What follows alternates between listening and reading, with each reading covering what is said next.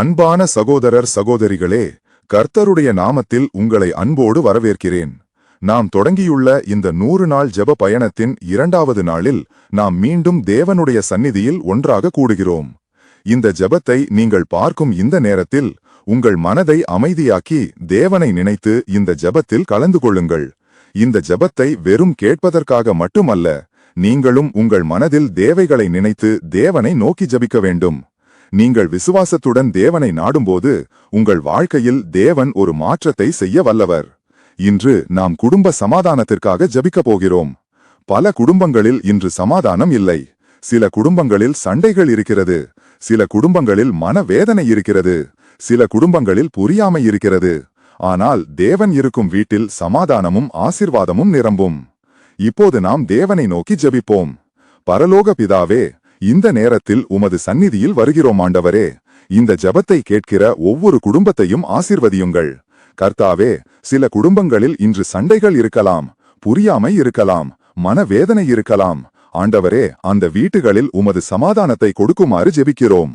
கணவன் மனைவி உறவில் அன்பு அதிகரிக்கட்டும். புரிந்து கொள்ளும் மனம் அவர்களுக்கு இருக்கட்டும்.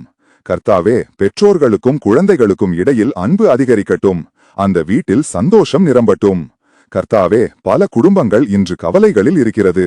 பண பிரச்சனை, வாழ்க்கை பிரச்சனை, எதிர்கால பயம். ஆண்டவரே, அந்த குடும்பங்களுக்கு உமது உதவியை கொடுக்குமாறு ஜெபிக்கிறோம். அவர்கள் வாழ்க்கையில் தேவையான கதவுகளை திறந்து ஆசீர்வதியுங்கள். கர்த்தாவே, நோயால் வேதனைப்படும் குடும்பங்களுக்காக ஜெபிக்கிறோம். உமது சுகத்தை அந்த வீட்டில் கொடுக்குமாறு ஜெபிக்கிறோம். கர்த்தாவே, இந்த ஜெபத்தை கேட்கிற ஒவ்வொரு வீட்டிலும் உமது பாதுகாப்பு இருக்கட்டும். எந்த தீமையும் அந்த வீட்டை தொடாதபடி காக்குமாறு ஜெபிக்கிறோம். கர்த்தாவே, சில குடும்பங்கள் இன்று உடைந்த நிலையில் இருக்கிறது. சிலர் கண்ணீரோடு வாழ்கிறார்கள். ஆண்டவரே, அந்த குடும்பங்களை நீர் தொடுங்கள்.